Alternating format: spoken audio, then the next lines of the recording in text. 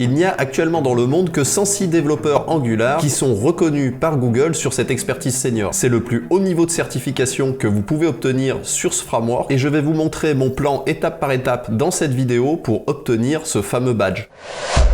Ce mois-ci, ça fait exactement 7 ans que je développe sur Angular en tant que développeur professionnel. En effet, la période d'essai de mon premier emploi à Atos s'est terminée en mars 2017 et nous sommes en mars 2024. Et vous vous demandez peut-être, mais qu'est-ce qu'il y a à faire quand on a passé 7 ans sur la même expertise? Qu'est-ce qu'on peut bien encore apprendre? Eh bien, étonnez-vous, mais je continue à apprendre des choses tous les jours sur Angular et je n'estime toujours pas être un expert. Je dirais que le fait d'avoir passé 7 ans à développer tous les jours dessus fait juste de moi un développeur senior. Pour devenir un vrai expert reconnu, eh bien, j'aimerais obtenir le badge Google Developer Expert, qui est la certification officielle et le plus haut niveau de certification que vous pouvez obtenir aujourd'hui sur Angular. Donc dans cette vidéo, on va voir qu'est-ce que le programme Google Developer Expert, qu'est-ce qu'il faut comme critère pour passer cette certification et mon plan pour exécuter là-dessus dans la vraie vie et obtenir ce badge. Première question, qu'est-ce que c'est que ce programme Google Developer Expert? Eh bien, de manière très simple, c'est un programme qui permet d'obtenir un badge de certification directement obtenu auprès de l'entreprise Google qui a créé ce framework Angular. Donc, lorsque je fais ma veille technique, eh bien, je suis beaucoup d'experts comme Todd Moto, Manfred Steyer ou encore Alain Chotard. Je consomme régulièrement leur contenu technique très avancé sur Angular. Et ce que j'ai remarqué, c'est que la totalité des experts que je suis, eh bien, ont ce badge Google Developer Expert. En regardant sur Internet, la définition la plus concise que j'ai trouvée d'un Google Developer Expert, eh bien, c'est quelqu'un qui est reconnu par Google en tant qu'expert sur une des technologies de Google. Et pour pouvoir faire reconnaître votre expertise sur une des technologies de Google, eh bien, Google propose un badge que vous voyez à l'écran. Sur ce badge, il va y avoir deux informations. D'abord, l'année où vous avez obtenu le badge, donc ici 2019, puisque cette certification de Google Developer Expert n'est valable qu'un an. Et puis vous allez retrouver aussi le nom de la technologie de Google sur laquelle vous êtes expert. Donc ici, Angular. Mais il y a bien sûr d'autres technologies créées par Google sur laquelle vous pouvez obtenir une certification Google Developer Expert. Par exemple, Firebase, Android, Flutter, Google Maps ou encore le Machine Learning ou les produits cloud de Google. Donc maintenant que l'on sait ce qu'est un Google Developer Expert, eh bien la question qu'on peut se poser tout de suite, c'est à quoi ça sert d'obtenir cette certification? Et donc nous allons voir tout de suite les 3 avantages non négligeables pour un développeur, eh bien d'obtenir une certification de Google si vous avez une expertise sur une des technologies de cette entreprise. En effet, c'est sympa d'être reconnu par une entreprise comme Google sur vos compétences en code, mais concrètement, à quoi ça va servir? C'est-à-dire, qu'est-ce qui va changer dans votre vie si demain vous avez ce fameux badge? Et en faisant mes recherches, eh bien, je suis tombé sur une vidéo de la chaîne Jai de Guru, dans laquelle la personne explique comment elle a obtenu la certification Google Developer Expert sur la technologie Flutter. Et il présente notamment 3 avantages principaux auxquels vous avez droit une fois que vous avez obtenu la fameuse certification de Google. Et le premier avantage, eh bien, c'est le Travel Advantage. Ça va être l'avantage en voyage. En fait, ce qui se passe, c'est qu'une fois que vous êtes certifié par Google sur une de leurs technologies, eh bien, ils vont tout simplement payer vos déplacements si vous allez en conférence sur la technologie donnée. Honnêtement, je n'étais même pas certain que ce que racontait ce YouTuber était vrai, mais en allant vérifier sur la page officielle du programme Google Developer Expert, eh bien, c'est vrai. C'est-à-dire que Google va prendre en charge vos déplacements en conférence. Vous avez tous les liens en description de la vidéo si vous voulez aller plus loin. Donc, ça me paraît être de loin le meilleur avantage, puisque dans mon cas, par exemple Angular, eh bien, il y a des conférences absolument dans tous les pays du monde. Donc, entre guillemets, vous pouvez voyager gratuitement, être payé pour faire valoir votre expertise dans une conférence. Donc, c'est vraiment du gagnant-gagnant pour vous. Par exemple, ici, je vous ai mis un tableau de conférences qui, comme par hasard, se trouve dans les pays où j'aimerais bien aller. Donc, on retrouve NG Poland pour aller en Pologne, NG Rome pour aller en Italie, ou encore Angular Sydney si vous voulez aller en Australie. Le deuxième avantage, eh bien, ça va être l'avantage du badge. En effet, vous avez un badge que vous pouvez déployer sur votre site personnel ou sur les réseaux sociaux pour faire valoir votre expertise qui est reconnue auprès de Google et qui est valable pendant un an. Sur Angular, par exemple, il y a actuellement que 106 personnes dans le monde qui sont reconnues par Google sur ce framework. Donc c'est extrêmement peu, c'est le plus haut niveau de certification que vous pouvez obtenir et quasiment instantanément, je pense que vous pouvez augmenter votre tarif si vous êtes freelance ou demander une augmentation si vous êtes en CDI. Ce serait vraiment étrange de la part de votre client ou de votre employeur de ne pas être prêt à vous payer plus si vous avez ce niveau de certification, puisque ça augmente complètement la confiance de vos clients dans la qualité de ce que vous produisez. On ne peut pas devenir Google Developer Expert en bricolant 3 trucs à droite à gauche. Et le troisième avantage de cette certification, j'ai appelé ça les avantages bonus, puisque c'est pas des avantages dont je vais forcément profiter si un jour j'ai la chance d'être Google Developer Expert, mais qui sont des nice to have sympas. Par exemple, vous allez avoir accès une fois par an à une conférence que Google donne avec tous les autres développeurs experts et c'est une variante du Travel Advantage puisque ça va vous permettre de voyager gratuitement aux États-Unis par exemple, en plus de l'avantage de rencontrer d'autres pointures dans ce que vous faites. Et puis vous aurez aussi droit à un accès anticipé, un Early Access sur des nouveaux produits ou fonctionnalités de Google qui seront accessibles que aux membres du Google Developer Expert programme. Maintenant, vous vous demandez aussi peut-être qu'est-ce qui se passe au bout d'un an, est-ce qu'on perd le badge automatiquement? Eh bien en fait le badge va être automatiquement renouvelé tant que vous êtes considéré comme un Google Developer Expert actif, un GDE actif. Donc concrètement, ce que ça veut dire, c'est qu'une fois que vous avez le badge, si vous ne faites rien pendant un an, eh bien ce badge vous sera retiré. Par contre, si vous restez actif, c'est-à-dire que vous continuez à publier du contenu pour la communauté, vous continuez à participer à des conférences, vous continuez à collaborer sur des projets open source, enfin bref, tout ce que vous faisiez avant d'être Google Developer Expert, eh bien si vous continuez à le faire, avec le même niveau de qualité et de consistance, le badge sera automatiquement renouvelé. Et comme le dit le développeur sur la chaîne Jide Guru, être Google Developer Expert, c'est pas un métier en soi, c'est plus une certification qui va vous donner accès à tout un tas d'avantages, en plus de faire reconnaître votre expertise directement par Google. Donc maintenant qu'on a vu les avantages de ce programme et qu'on aimerait bien les avoir, eh bien il faut se poser la question, mais quels sont les critères pour candidater au Google Developer Expert programme? Et donc on passe à la troisième étape, quels sont les critères de sélection du Google Developer Expert programme. Concrètement, quelle est la première action que vous pouvez faire aujourd'hui pour tenter de rejoindre ce programme? Eh bien, je ne veux pas vous décourager, mais de mon côté, ça m'a mis une grosse claque, puisque la première étape pour devenir Google Developer Expert, eh bien, c'est de connaître un autre Google Developer Expert ou un employé de chez Google, ce qu'on appelle un Googler. En effet, le seul moyen de candidater, ça va être de recevoir un lien, un referral link dans votre boîte mail qui vient d'un GDE ou d'un Googler. Donc si vous êtes comme moi, il y a très peu de chances que dans votre réseau, vous connaissiez quelqu'un qui travaille chez Google ou qui est Google Developer Expert.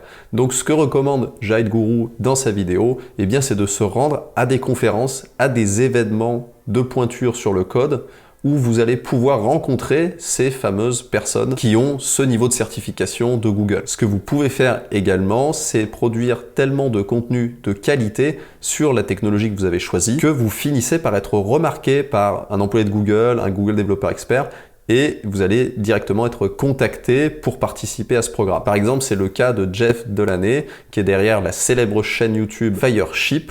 C'est pas quelqu'un qui est rentré en contact avec un GDE ou un Googler, mais qui a été contacté directement par Google. En fait, même si ça paraît très impressionnant et quasiment une porte fermée, cette étape, eh bien, il faut se rendre compte que l'intérêt de Google, c'est qu'il y ait le plus de Google développeurs experts dans le monde possible pour faire valoir leur technologie, mettre en avant leurs produits et développer leur business tout simplement. Donc la seule raison pour laquelle vous n'êtes pas encore en contact avec ce genre de pointure, eh bien c'est parce que vous n'apportez pas encore assez de valeur. Donc pour ma part, je ne suis pas forcément inquiet par cette première étape, puisque je vais continuer simplement à me concentrer, à produire du contenu de la meilleure qualité que je peux et essayer d'aller à toutes les conférences possibles pour s'imprégner de l'expertise technique des présentateurs et puis pourquoi pas pouvoir rentrer en contact à terme avec un Google Developer Expert ou un employé de Google. Ceci étant, admettons que vous avez ce fameux lien, le referral link, qui atterrit dans votre boîte mail. Eh bien, vous n'aurez fait qu'une partie du travail puisqu'il y a d'autres critères de sélection que de simplement connaître du monde chez Google. En cherchant sur Internet, eh bien, je suis tombé sur un post LinkedIn du directeur du programme GDE qui explique quels sont les critères pour accéder à ce programme. Et puis sur le site officiel, j'ai trouvé aussi des critères. Donc en recroisant les deux, eh bien, j'ai obtenu une liste exhaustive de ce qu'il faut obtenir pour pouvoir prétendre candidater au programme GDE. Premièrement, on n'y pense pas forcément, mais ça va être de savoir parler anglais, qui est la langue officielle du programme. Donc là-dessus, j'ai du boulot puisque mon accent est à couper au couteau en anglais. Deuxième critère, avoir plus de 18 ans. Donc ça, c'est cool, c'est déjà fait. Troisièmement, vous devez travailler actuellement en tant que développeur, ingénieur logiciel, data scientist, tout ce que vous voulez, qui fait que votre métier actuellement, c'est de produire du code sur lequel vous voulez obtenir une certification. Donc ça aussi, c'est mon cas, je suis bien en poste actuellement et mon métier est bien de produire du code Angular pour la production. Un autre critère un peu plus flou est d'avoir quelques années d'expérience sur la technologie sur laquelle vous voulez candidater. Donc par quelques années d'expérience, je ne sais pas vraiment ce que ça veut dire. On va dire que c'est au moins 2 ans, mais je dirais qu'il faut que vous ayez au moins travaillé 3 ans sur la technologie XYZ avant de prétendre demander une certification de Google là-dessus. Donc pour ma part, ça fait 7 ans ce mois-ci, donc je pense avoir suffisamment d'expérience pour valider ce critère-là. Et puis le dernier critère, ça va être d'avoir apporté une contribution significative à la communauté. Donc là, c'est le critère le plus flou, mais ça va globalement être constitué de 3 choses, dont aucune n'est obligatoire, mais il vous en faut au moins une. Ça va être de créer du contenu. Est-ce que vous avez des articles, une chaîne YouTube, ce que vous voulez, sur votre expertise? Deuxièmement, est-ce que vous participez à un projet open source sur cette expertise en cours? Et troisièmement, est-ce que vous participez en tant que speaker à des conférences sur la technologie que vous avez choisie? Donc comme je vous le disais, vous n'êtes pas obligé de faire les 3 choses pour valider ce critère. Pour ma part, avec la chaîne YouTube et le fait d'avoir participé à une conférence, et je vais en faire une autre cette année, je pense que j'ai amorcé entre guillemets la pompe pour valider ce critère dans les mois ou années qui viennent. En tout cas, le chiffre fort que j'ai trouvé, c'est que peu importe les 3 éléments dans votre contribution que vous choisissez, il faut que vous le fassiez depuis au moins 2 ans pour valider ce critère. Donc si vous avez commencé un blog il y a 2 mois et que vous avez fait 5 commits la semaine dernière sur un projet open source, c'est pas suffisant. Vous devez continuer à le faire régulièrement pendant au moins 2 ans. Autre élément extrêmement important avant de continuer, vous devez garder des liens vers tout ce que vous avez produit pour pouvoir prouver que vous avez contribué à la communauté. Donc vous devez avoir des liens vers les talks que vous avez fait éventuellement ou des liens vers votre contenu en ligne. Vous devez absolument pouvoir tout prouver. En tout cas, une fois que vous avez validé tous ces critères qu'on vient de voir et que vous avez le fameux referral link de quelqu'un de chez Google ou d'un GDE, vous avez tout ce qu'il faut pour démarrer le processus de sélection pour être Google Developer Expert. Et c'est la 4e étape, c'est de quoi va être constitué le processus de sélection pour devenir Google Developer Expert. On a validé tous les critères, on a notre referral link. Qu'est-ce qu'on fait concrètement maintenant? De ce que j'ai pu lire ou voir, vous avez fait le plus dur. Puisque maintenant, le processus de sélection va être composé de 3 étapes et donc vous devez simplement vous laisser guider étape par étape.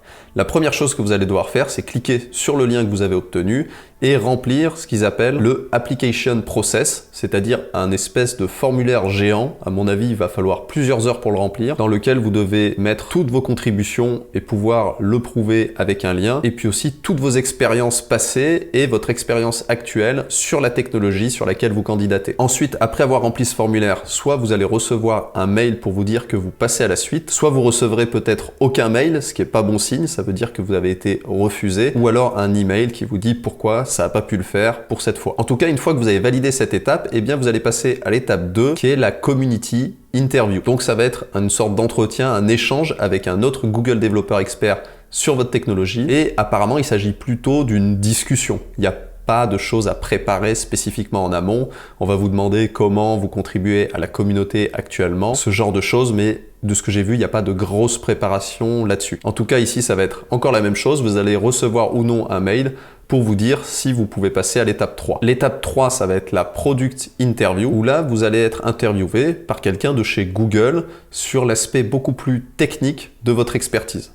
Là encore, de ce que j'ai pu lire et voir, il n'y a rien de spécial à préparer. C'est plus un échange autour de la technologie qui vous passionne et il faut plutôt le voir comme une conversation plutôt qu'un entretien d'embauche. Et ensuite, là encore, vous allez recevoir un mail ou non pour vous dire, cette fois, si vous avez validé tout le processus et que vous êtes Google Developer Expert officiellement. Si c'est le cas, vous recevrez le fameux badge, tous les avantages qu'on a vus précédemment et aussi une sorte de diplôme, là, un encadré que vous pourrez mettre au-dessus de votre bureau comme si vous étiez un médecin ou je sais pas quoi. Si vous n'êtes pas pris, c'est pas grave, vous avez le droit de retenter votre chance autant de fois que vous voulez d'après ce que j'ai compris, Je ne sais pas par contre le délai entre deux tentatives. Est-ce que c'est 1 mois, 1 an? Ça, j'ai pas obtenu l'information. Si vous le savez d'ailleurs, je suis curieux, donc mettez-le moi en commentaire. Et en tout cas, ce que Google recommande, c'est simplement de continuer à contribuer à la communauté, à développer vos compétences jusqu'à ce que vous puissiez passer tout le processus de certification avec succès. Et maintenant, on passe à la dernière étape, c'est mon plan pour exécuter là-dessus dans la vraie vie. C'est-à-dire quelles sont les actions concrètes que j'ai prévu de faire pour valider tous les critères qu'on a vus. Ce qui va être compliqué, c'est que j'ai pas 8 heures par jour devant moi pour me consacrer uniquement à obtenir cette certification.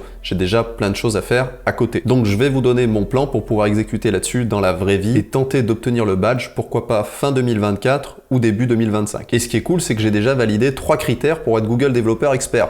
J'ai plus de 18 ans, je travaille actuellement sur Angular et j'ai plus de quelques années d'expérience. J'en ai 7, donc je pense que ça suffit pour valider ce critère. Ensuite, le critère qui est d'obtenir le lien, le referral link, ça va être le plus dur puisque je ne connais absolument personne qui est Googler ou GDE et je suis pas très à l'aise avec le networking ou je sais pas quoi.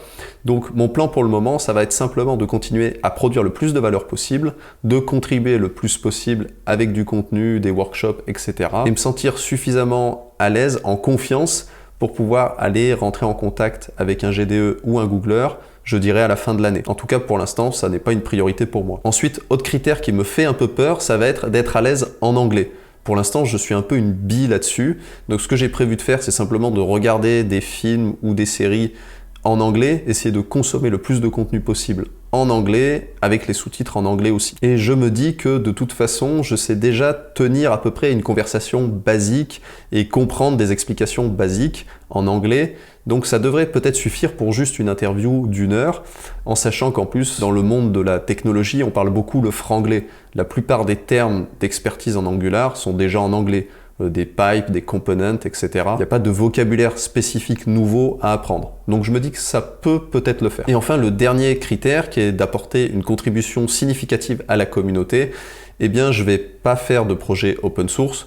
Je pense que ça consomme beaucoup de temps et que ça apporte moins de visibilité que la création de contenu et que d'être speaker en conférence. Donc pour cette année, eh bien, comme je l'ai déjà annoncé, je prévois de faire un gros tuto sur Angular 17 ou la 18 qui va bientôt sortir sur l'application de Pokémon, c'est-à-dire mettre à jour mon gros tutoriel en produisant un contenu de 8 ou 10 heures pour démarrer sur Angular. Deuxièmement, comme je l'ai annoncé dans la vidéo qui s'appelait l'université publique du codeur senior, eh bien je vais créer du contenu entre guillemets un peu avancé sur les principes solides, les design patterns et mon expérience là-dessus sur Angular dans un contexte front-end. Et puis enfin, je vais essayer de reprendre un peu les workshops qui est un format de 30 à 45 minutes où il y a des slides et du code pour essayer de vraiment bombarder l'aspect technique de l'expertise pour aller un peu au-delà de la vidéo YouTube. En exécutant là-dessus, eh bien je pense que d'ici la fin d'année, fin 2024, eh bien je me sentirai suffisamment en confiance pour commencer à rentrer en contact avec un GDE ou un Googler pour savoir si j'ai le niveau pour prétendre à obtenir cette certification ou en tout cas tenter de passer le processus de sélection. Voilà, en tout cas j'ai adoré préparer cette vidéo parce que je voyais ce badge depuis je crois quelques années maintenant, mais ça me semblait toujours un truc complètement dingue et inatteignable.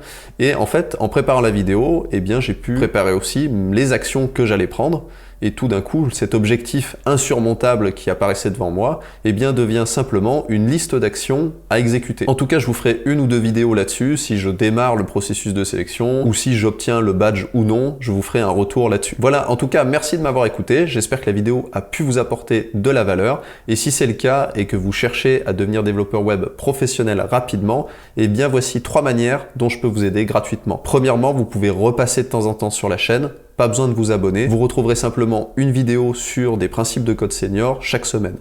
Deuxièmement, vous pouvez aider à développer la chaîne en mettant des pouces bleus ou des commentaires. Ça va permettre de nous faire suffisamment connaître pour pouvoir demain interviewer une pointure dans notre industrie. Pourquoi pas un tech lead chez Google ou un architecte chez Netflix. Tout le monde pourrait bénéficier de l'interview qui serait directement sur YouTube. Et enfin, troisièmement, vous retrouverez la newsletter du Code Senior où je vous envoie un email par semaine sur un principe de Code Senior directement dans votre boîte mail. En tout cas, je vous dis à bientôt pour une prochaine vidéo. Bon Code Senior, ciao!